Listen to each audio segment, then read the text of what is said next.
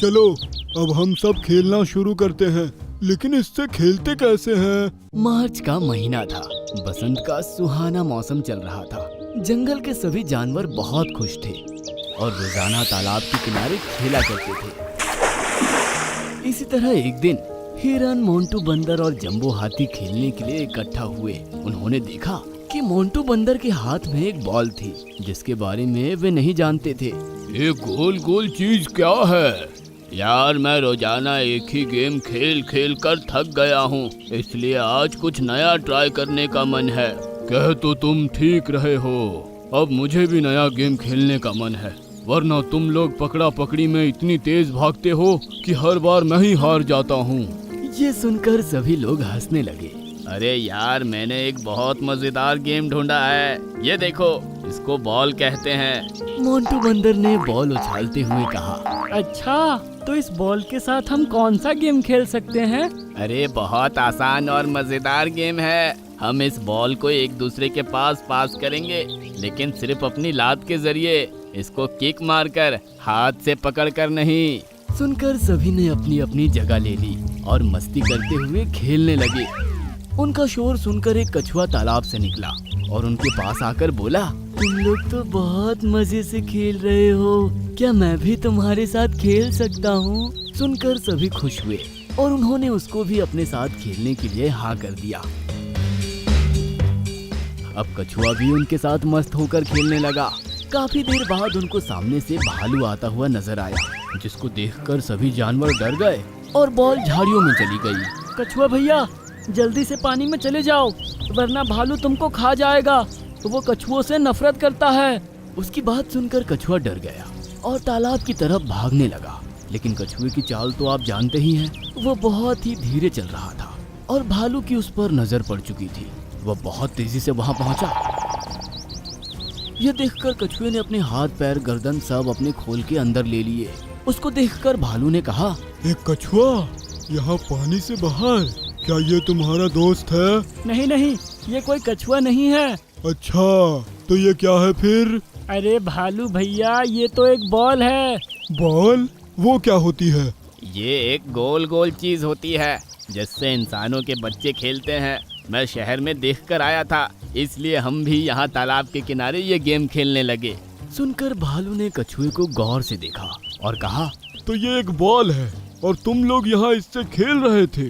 सभी उसकी आंखें देखकर डर गए, लेकिन हिरन ने फिर भी बात को संभालते हुए कहा, हाँ हाँ, हम ही खेल रहे थे, क्या तुम भी खेलना चाहोगे? हाँ, खेलना चाहूँगा, लेकिन आज नहीं कल। आज बहुत ही थक गया हूँ। ठीक है, तो हम खेलना जारी रखते हैं।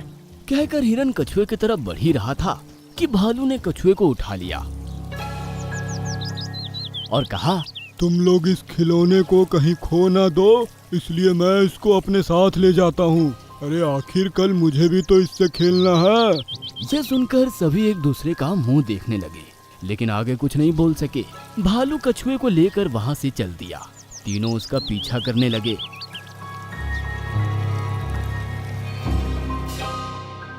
वह कछुए को अपनी गुफा में ले गया और उसे एक तरफ रखकर लेटकर आराम करने लगा। उसको सोता हुआ देखकर सबसे पहले हिरन धीमे कदमों से उसकी तरफ बढ़ा और वहां तक पहुंच गया। तभी भालू ने करवट ली और एक जोरों का हाथ हिरन को लगा। वो वापस गुफा के मुंह पर ही पहुंच गया। तुमसे नहीं हो पाएगा। अब कछुए ने अपनी गर्दन और हाथ पैर निकालकर सब कुछ देखा। वो खुश हो गया कि भालू सो रहा है और उसके दोस्त गुफा के मुंह पर खड़े होकर उसको बाहर आने का इशारा दे रहे हैं। कछुआ अपनी चाल के हिसाब से धीरे धीरे उनकी तरफ बढ़ने लगा। जंबो हाथी ने उसको जल्दी अपने पास बुलाने के लिए अपने सूंड से उसको खींचना चाहा, लेकिन कछुआ तो नहीं उठा। एक लकड़ी खींचकर उसकी सूंड पर जा लगी, जिससे उसको तेज की छींक आई। उसकी जोरों की छींक सुनकर भालू जाग गया। कछुआ वापस खोल के अंदर हो गया और वे तीनों वहां से भाग निकले। भालू ने देखा कि बॉल अपनी जगह से काफी आगे तक पहुंच चुकी है। वो सोच में पड़ गया। दूसरी तरफ हिरन, मोंटू बंदर और जंबो हाथी तेज तेज भागे जा रहे थे। जंबो, तुम्हारी एक गलती की वजह से कछुआ बाहर नहीं आ पाया। क्या जरूरत थी ऐसा करने की? वो दोनों जंबो हाथी को दोष दे रहे थे। अगले दिन तीनों ये सोचने लगे कि कछुए को अब कैसे बचाया जाए। फिर उन्होंने एक तरकीब निकाली और तालाब के पास पहुंचे।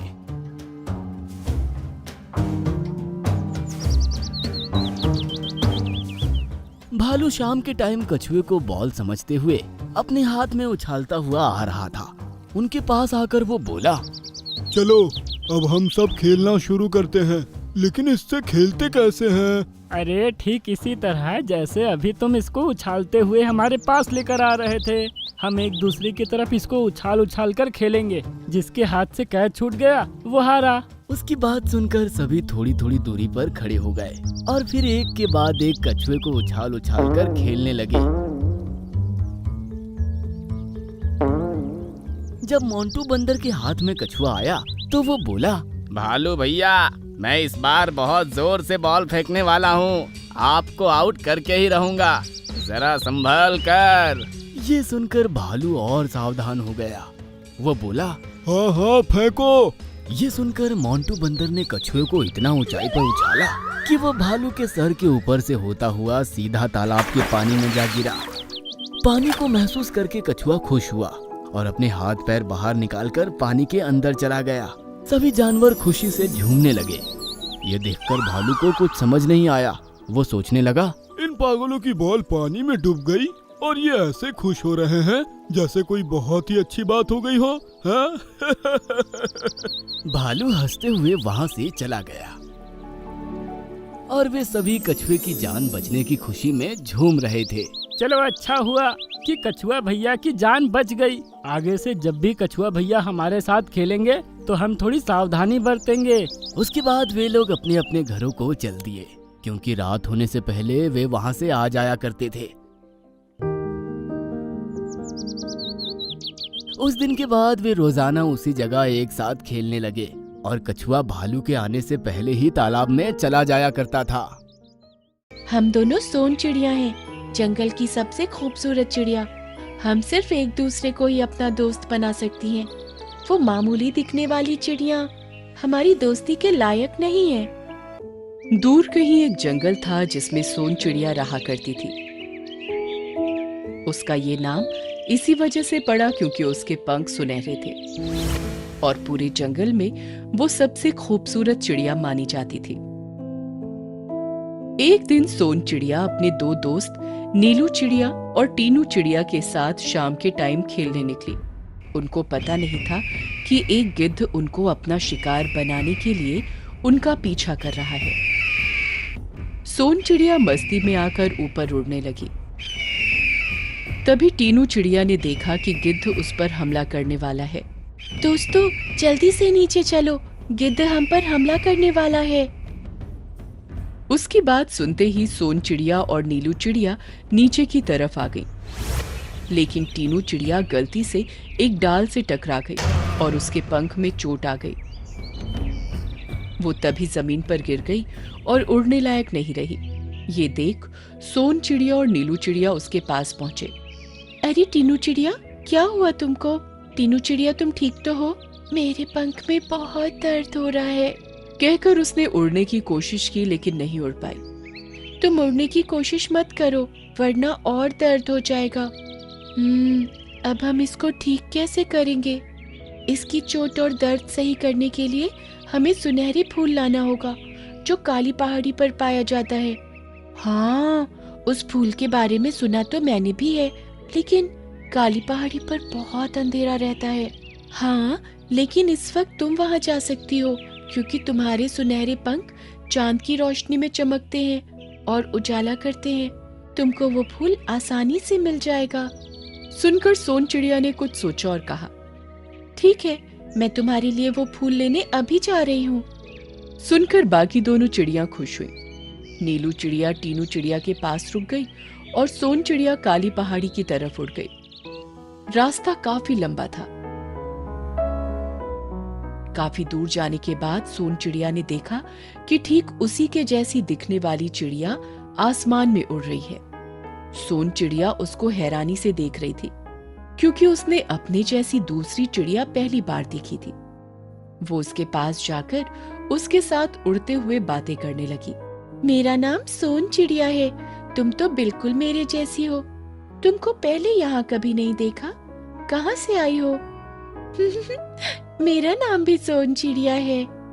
कहकर सोन चिड़िया ने उसको सब कुछ बता दिया, जिसे सुनकर वो बोली, तुम एक सोन चिड़िया होकर एक मामूली चिड़िया को दोस्त बनाती हो और उसके लिए सुनहरा फूल भी लेने जा रही हो। हाँ, तो क्या हुआ? हम दोनों सोन चिड़िया हैं, जंगल की सबसे खूबसूरत चिड़िया। हम सिर्फ एक दूसरे को ही अपना दोस्त बना सकती हैं। वो मामूली दिखने वाली चिड़िया हमारी दोस्ती के लायक नहीं है। उस चिड़िया ने सोन चिड़िया से ऐसी ऐसी बातें कही जिनको सुनकर उसमें घमंड आ गया। दूसरी तरफ नीलू चिड़िया टीनू चिड़िया के पास सोन चिड़िया के आने का इंतजार कर रही थी। जब सुबह हो गई तो उसको सोन चिड़िया की चिंता होने लगी। उसने टीनू चिड़िया से कहा कि वो सोन चिड़िया को देख कर आ रही है, और फिर उसको वहीं छोड़कर फिजा में उड़ गई। थोड़ी देर बाद ही उसको दोनों सोन चिड़िया एक साथ उड़ती हुई नजर आई। वो उनके करीब गई और फिर उनके साथ साथ उड़ते हुए सोन चिड़िया से बात करने लगी। सोन चिड़िया, तुम तो टीनू चिड़िया के लिए सुनहरा फूल लेने गई थी ना? तो यहाँ क्या कर रही हो? माफ करना, लेकिन अब तुम लोग मेरी दोस्त नहीं हो। अब मेरी दोस्त सिर्फ मेरे जैसी ही दिखने वाली सोन चिड़िया है। तुम्हें अपनी खूबसूरती पर घमंड आ गया है। कोई बात नहीं, अगर तुम नहीं गई तो अब दिन निकल चुका है। मैं खुद उसके लिए वो फूल लेने जा रही हूँ। कहकर नीलू चिड़िया पहाड़ी की तरफ उड़ गई और फिर कुछ घंटों के बाद मुंह में सुनहरा फूल दबाए टीनू चिड़िया के पास पहुंची। टीनू चिड़िया उसको देखकर खुश हुई और उससे पूछने लगी, अरे नीलू चिड़िया, तुम अकेली ये फूल लेकर आ रही हो? सोन चिड़िया कहाँ पर है? सुनकर नीलू चिड़िया ने अपने मुंह में दबा फूल जमीन पर छोड़ा और बोली, तुम पहले इस फूल को खाकर अपना दर्द ठीक करो, फिर मैं बताती हूँ। टीनू चिड़िया ने उस फूल की एक दो पत्तियां खाई। उनको खाते ही टीनू चिड़िया का दर्द एकदम ठीक हो गया और वो अब अच्छे से उड़ने लायक हो गई। तुम्हारा बहुत बहुत शुक्रिया प्यारी दोस्त। अब मुझे बताओ कि सोन चिड़िया कहाँ पर है? सुनकर नीलू चिड़िया ने उसको सब कुछ बता दिया, जिसको सुनकर उसको बहुत बुरा लगा। उन्होंने फिर सोन चिड़िया से दोस्ती ना रखने का फैसला कर लिया। दूसरी तरफ सोन चिड़िया अपनी नई दोस्त के साथ बहुत खुश थी। वो पूरे दिन साथ खेलती रहती और वक्त बिताती। वो दोनों किसी दूसरी चिड़िया से बात नहीं करते थे, क्योंकि अब उन दोनों के हिसाब से कोई भी दूसरी चिड़िया उनकी दोस्ती के लायक नहीं थी। एक दिन जंगल में तेज बारिश शुरू हो गई। दोनों चिड़िया जल्दी से एक पेड़ की डाल पर जाकर बैठ गईं। अचानक से तेज हवा चली, जिससे पेड़ का एक भारी पत्ता सोन चिड़िया को आ लगा और वो जमीन पर पड़ी कीचड़ में जा गिरी। अब बारिश बंद हो चुकी थी, लेकिन सोन चिड़िया पूरी तरह कीचड़ में सन चुकी थी। उसके पंख भी भारी हो चुके थे। तुम ऊपर से अभी तक क्या देख रही हो? आकर मेरी मदद करो। सुनकर नई सोन चिड़िया नीचे आई और बिना जमीन पर कदम रखे हुए बोली, अब तुम बदसूरत दिखने लगी हो। जब तक तुम दोबारा से सुनहरी नहीं हो जाती, तब तक मेरी दोस्ती के लायक नहीं हो। मैं अब भी वैसी ही हूँ, बस उड़ नहीं सकती। तुम मेरे लिए पानी का इंतजाम कर दोगी तो मैं उसमें नहाकर फिर से सुनहरी दिखने लगूंगी। लेकिन अब तो तुम मेरी दोस्त नहीं हो ना, तो मैं तुम्हारे लिए पानी लेने नहीं जा सकती। हो सकता है पानी में नहाने के बाद तुम्हारा रंग उतरकर इसी तरह बदसूरत रह जाए, इसलिए मैं जा रही हूँ। ये कहकर वो चली गई और फिर सोन चिड़िया को अपनी पुरानी दोस्तों की याद आने लगी। लेकिन उसके पंख अब अकड़ चुके थे, इसलिए वो उड़ने लायक नहीं बची थी। काफी देर तक वो इसी हालत में जमीन पर रुकी रही। कुछ देर बाद नीलू चिड़िया और टीनू चिड़िया वहां से गुजर रही थी, तो उनकी उस पर नजर पड़ी। उसको देखकर वो दोनों उसके पास पहुंची। अरे, तुम तो कीचड़ में पूरी तरह सन चुकी हो। तुम इसमें कैसे गिर गई? टीनू चिड़िया और नीलू चिड़िया, तुमने मुझे पहचाना नहीं। मैं सोन चिड़िया हूँ। लेकिन तुम्हारी ये हालत कैसे हुई और तुम्हारी दोस्त कहाँ है? सुनकर सोन चिड़िया ने उन दोनों से माफी मांगी और सब कुछ बता डाला। नीलू चिड़िया बोली, घमंड में आकर तुमने समझ लिया था कि जो तुम्हारे जैसा खूबसूरत नहीं है वो बात तक करने के लायक नहीं है। तो अब देखो, कहाँ है वो? जिसको तुम अपने लायक समझती थी। मुझसे बहुत बड़ी गलती हो गई। अब मैं कभी खुद को दूसरों से ऊपर नहीं समझूंगी। ये सुनकर नीलू चिड़िया और टीनू चिड़िया एक छोटी सी लकड़ी ढूंढ कर लाई और सोन चिड़िया को उसे चोंच में दबाने को कहा। जब सोन चिड़िया ने उसको बीच से चोंच में दबा लिया तो उस लकड़ी के दोनों कोनों को नीलू चिड़िया और टीनू चिड़िया ने अपने पंजों में दबाया और फिर उसको लेकर फिजा में उड़ गई। तालाब के पास पहुंचकर उन्होंने उसको पानी में डुबाया और फिर दोबारा से ऊपर खींच लिया। ऐसा करने से उसके शरीर और पंखों पर लगी कीचड़ हट गई और वो फिर से खूबसूरत होकर उड़ने लायक हो गई। फिर वो उन दोनों के साथ फिर से उस जगह चली गई जहां वो अक्सर खेला करते थे।